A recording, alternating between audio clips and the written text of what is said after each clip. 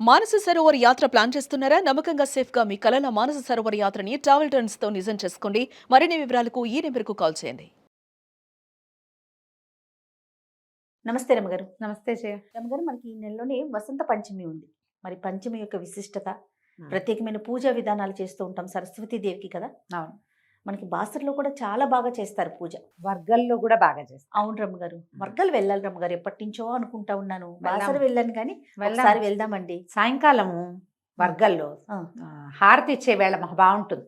అవునా? కొన్నేళ్ల క్రితం మేము వెళ్తే హారతి ఇస్తారు ఉండండి అని చెప్పారు. ఆహా. ఏ ఏ ఆ, సమయానికండి? 7 గంటలు 7:15 అనుకుంటున్నాను నేను. 7 తర్వాతే మొత్తం దీపాలన్నీ ఈ ఎలక్ట్రిసిటీ దీపాల లైట్లనే తీసేశారు.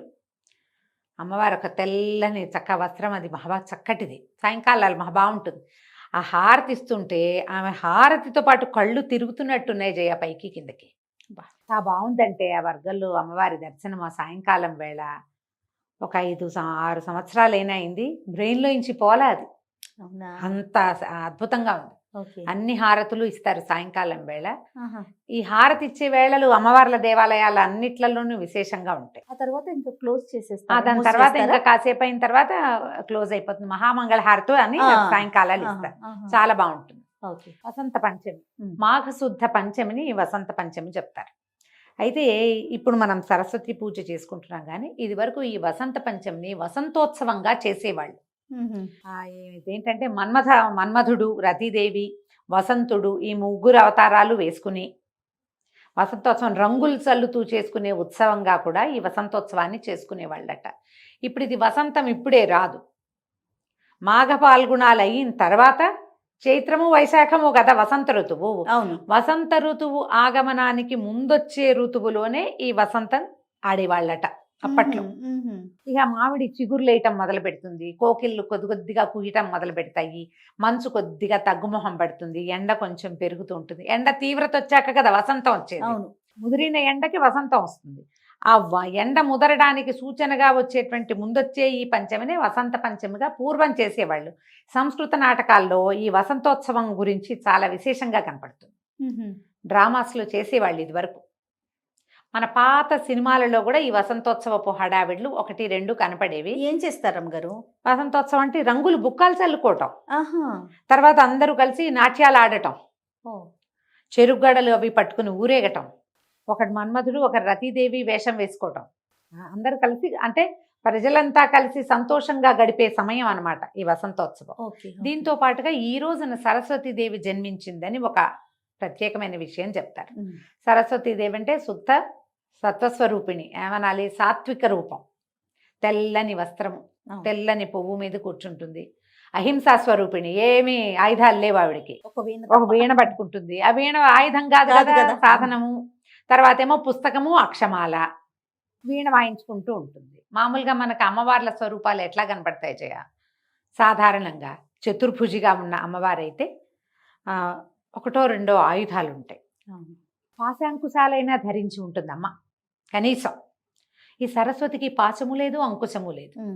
ఆమె పుస్తకము, అక్షమాల అంటే చదువుకో, జపంచి అంటే ధ్యానము, జ్ఞానము 2 లక్షణాలని తెలియజేస్తుంది. రెండోది పారవస్యం, అలౌకికమైనది, సంగీతం, సంగీత సాధనం కదా వీణ. ఈ సంగీతము, జ్ఞానము, ధ్యానము, ఈ 3 విషయాలని శుద్ధ సాత్విక స్వరూపంగా కనబడేటువంటి సరస్వతీదేవి మనకు తెలియజేస్తుంది. ఆమెని ఈ రోజును పూజిస్తారు. ఈ సరస్వతి పూజ అనగానే విశేషంగా పుస్తక పూజ. ఇది వరకు సరస్వతి అంటే ఏముండేది, మనకి తాళపత్ర గ్రంథాలు ఉండేవి. మనకి ప్రింట్ వచ్చేసిన తర్వాత చక్కగా కోసి పూజ చేసుకోవటం, పుస్తకాలను పూజించుకోవటం, పుస్తకం మీద ఏదో ఓంకారం రాసుకోవటం, ఓ స్వస్తికి రాసుకోవటం. జ్ఞానస్వరూపిణైన అమ్మని ఈ ప్రింట్ పుస్తకంలో, ఈ పుస్తకంలో ఉన్న విద్య మన మస్తకంలో కూడా రావాలని కోరుకుని దండం పెట్టుకోవటం. పిల్లలకి అక్షరాభ్యాసాలు చేస్తారు వసంత పంచమి నాడు. ఆల్రెడీ అక్షరాభ్యాసం అయిపోయిన పిల్లలకు కూడా మళ్ళీ అక్షరాభ్యాసం చేయించవచ్చు. పెద్దవాళ్ళ మనం కూడా ఓ అక్షరం రాసుకోవచ్చు, మంచి పని చేయొచ్చు. ఏదైనా లలిత కళలు మొదలు పెట్టదలుచుకున్న వాళ్ళు ఈ రోజున మొదలు పెట్టచ్చు. సాధారణంగా ఏం చెప్తారంటే, మామూలుగా మనం ఏదైనా పని మొదలు పెట్టాలంటే మన నక్షత్రాన్ని బట్టి, తారాబలాన్ని బట్టి మనం ముహూర్తం పెట్టుకుంటాం. కానీ ఈ ప్రత్యేకమైన రోజుల్లో ఇక నీ నక్షత్రము నీ తారాబలము అవసరం లేదు. ఏదైనా కొత్త పుస్తకం మొదలు పెట్టదలుచుకున్నాం, వసంత పంచమి నాడు మొదలు పెట్టండి. కొత్త విద్య నేర్చుకోవటం మొదలు పెడతాం, కొత్త కోర్స్ ఏదైనా ఈ రోజున మొదలు పెట్టండి. తర్వాత ఏదైనా శాస్త్ర విద్య చదువుకునేవాళ్ళు, అది లలిత కళలు ఏదైనా సంగీతమో నాట్యమో, అందులో వైలనని వీణని వోకలని 100 రకాలు ఉన్నాయి కదా, వాయిద్యాలు కూడా ఏవి మొదలు పెట్టదలుచుకున్నా వసంత పంచమి నాడు పిల్లలతోటి చక్కగా మొదలు పెట్టించవచ్చు. పిల్లలే కాదు పెద్దవాళ్ళు కూడా చక్కగా మొదలు పెట్టుకోవచ్చు. శాస్త్రం ప్రకారం ముహూర్తం అవసరం లేని రోజు, ఈ రోజులో వర్జ్యాలు అవి ఏవో ఉంటాయి. మనం ఇంట్లో చేసేటట్టయితే వారం వర్జ్యం చూసుకుని ఏ సమయం బాగుంది, శుభాశుభ సమయాలు మాత్రం చూసుకుని మొదలు పెట్టచ్చు. దేవాలయంలోకి వెళ్ళామనుకో, శుభం లేదు అశుభం లేదు, అన్ని సమయాలు శుభ సమయాలే. అంతే. దేవాలయంలో కూర్చుని పుస్తకం దేవుడి దగ్గర దండం పెట్టుకోవడం, అమ్మవారికి నమస్కారం చేసుకోవటం, చక్కగా ఏ పుస్తకం మొదలు పెడతాము, డ్యాన్సు సంగీతం ఏదైనా స్టార్ట్ చేయదలుచుకుంటే చక్కగా చేసుకోవచ్చు. ఇళ్లల్లో పూజ చేసుకునేటప్పుడు సరస్వతీదేవికి తెల్లని పువ్వులతోటి పూజ చేసుకుంటే మంచిది. సరస్వతికి సంబంధించిన స్తోత్రాలునే సరస్వతి అష్టోత్తర శతనామావళి కనపడుతుంది. అష్టోత్తర శతనామావళి అంటే 108 నామాలతోటి తెల్లని పువ్వులతోటి అర్చన. ఆమెకి తెల్లని పొంగలి అంటే పంచదారతో చేసింది, పాలు పోసిన పాల పాయసం నివేదన చేసుకోవచ్చు, పెరుగన్నం నివేదన చేయొచ్చు. తెల్లని పళ్ళు అంటే ఏం చెప్తాం, జామ పళ్ళు తప్పిస్తే ఏమి ఉండవు. అయితే ఇది శ్యామలా నవరాత్రుల కాలం కాబట్టి జామ పళ్ళు కూడా నివేదన చేయొచ్చు, అది కూడా చాలా మంచిది చేయగలిగితే. ఎందుకంటే శ్యామలా నవరాత్రులు అవ్వటం వల్ల శ్యామల జ్ఞానస్వరూపిణి ఆవిడ, సంగీత శ్యామలగా చెప్తారు, సంగీతం వచ్చే సమయము. దాంతోపాటుగా మనకి అదనంగా ఈ వసంత పంచమి కూడా కలిసి వచ్చింది కాబట్టి సరస్వతి స్వరూపిణి అయిన అమ్మని కూడా ఈ జ్ఞానస్వరూపిణిగా ఆరాధిస్తే జ్ఞానం పెరుగుతుంది, తెలివితేటలు పెరుగుతాయి, చదువుకునే అవకాశాలు కొత్తవి వస్తాయి, చదివిన చదువుకి ఒక సార్థకత లభిస్తుంది. ఈ అవకాశాలన్నిటి కోసం అత్యుత్తమమైన రోజుల్లో ఇంకా అత్యుత్తమమైనదిగా చెప్పబడేటువంటి వసంత పంచమి నాడు సరస్వతి ఆరాధన విశేషంగా చేయదగింది. మా ఇంట్లో లేదు, ఇప్పుడు ఇదివరకు ఎప్పుడూ చేయలేదు, ఏమీ తప్పులేదు. ఇంట్లో లేకపోయినా పర్వాలా, మీరు ఇంతకుముందు చేసుకోకపోయినా పర్వాలేదు, ఇప్పుడు లక్షణంగా చేసుకోవచ్చు. పెద్ద హడావిడేం లేదు. అమ్మవారికి కొంచెం గంధం సమర్పించడం, 2 పువ్వులు సమర్పించడం, తర్వాత ఒక పండు, ఏదైనా నివేదన, ధూపము, దీపారాధన ఎలాగూ చేస్తారు, హారతి ఇవ్వండి, పెద్దవాళ్ళకి నమస్కారం చేసుకోండి, ఇది చాలు. ఇంత మాత్రం. మీకు కుదిరితే దగ్గరలో ఎక్కడైనా సరస్వతి అమ్మవారి ఆరాధన జరిగే దేవాలయాలు ఉంటే అక్కడికి వెళ్ళండి. మన శృంగేరి శారదా పీఠాలు ఉంటే మంచిది. ఇప్పుడు శంకర మఠాలు కనిపిస్తాయి, శంకర మఠంలో అన్ని చోట్ల శారదాంబికే పూజింపబడుతుంది. బోల్డ్ ఉన్నాయి, మనకి దగ్గర అయితే మోతీనగర్లో ఉంది శంకర మఠం, ఎలాగుంది నల్లకుంటలో, ఇంకా ఉన్నాయి 2-3 హైదరాబాద్లో. మీ ఊళ్ళల్లో శంకర మఠాలు ఉంటే శారదాంబని ఆరాధన జరుగుతుంది విశేషంగా. ఆమెకు వెళ్ళి నమస్కారం చేసుకుంటే సరిపోతుంది. ఇంట్లో సరస్వతీదేవి కాలు మీద కాలేసుకుని వీణ పుచ్చుకున్న ఫోటో ఉంటుంది, చక్కగా ఆ ఫోటో ఒకటి ఇప్పటిదాకా లేకపోతే కొని తెచ్చి పెట్టుకోండి ఇంట్లో. ఇట్లా సాత్విక స్వరూపిణిగా ఉన్న అమ్మని చూసి దండం పెడుతుంటే మన విద్య సాత్వికంగా ముందుకెళ్తుంది. నాకు వచ్చేసిందన్న గొప్ప రాదు. ప్రధానమైనది ఏంటంటే మనకి చదువు జ్ఞానము వీటి వల్ల వినయం రావాలి. అవును, సాధారణంగా వినయం రాదమ్మా. పూర్వం చెప్పేవాళ్ళు విద్యా దదాతి వినయం వినయాద్యాతి పాత్రత, పాత్రత్వాత్ ధనం ఆప్నోతి ధనాధర్మం తతసుఖం అని. సుఖం సంగతి పక్కకు పెడితే ముందు విద్యా విదదాతి వినయం అన్నారా. విద్య వల్ల వినయం వచ్చేది ఎక్కడ కనపడుతుంది, ఫస్ట్ మార్కు రాగానే మనవాడు ఎక్కుతాడు ఈ పైకి ఎక్కడికో, అక్కడి నుంచి దిగరు. దిగితే డిప్రెషన్ వస్తుంది కానీ బుద్ధి రాదు. అవును, డిప్రెషన్లు వస్తాయి అనవసరంగా. మనకు అది కాదు, ఎంత నేర్చుకున్నా ఇంకా నేర్చుకోవాలని, ఇంకా తెలుసుకోవాలని, ఇంకా ముందుకెళ్ళాలని. అంటే ఎప్పుడైతే మనం వెళ్ళాలనుకుంటామో మనం ఎక్కం కదా, నడుస్తాం.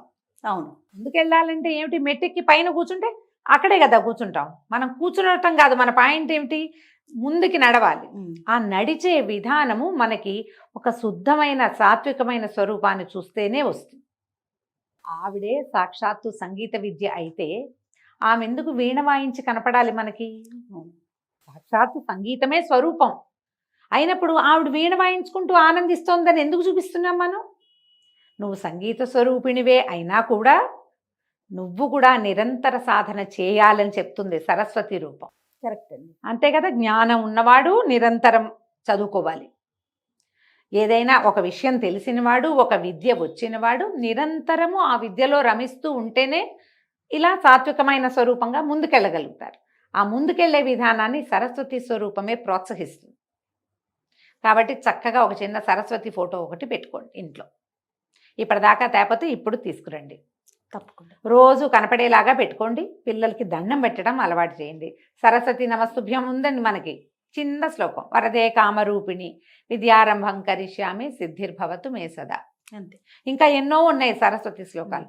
మీకు కుదిరింది పిల్లలకి చక్కగా నేర్పించండి. అది రోజు ఒకసారి చెప్పేలా చేయండి. అవకాశం ఉంటే అది చేయొచ్చు, లేదా ఈ ఒకరోజు చెప్పించండి నోటికి.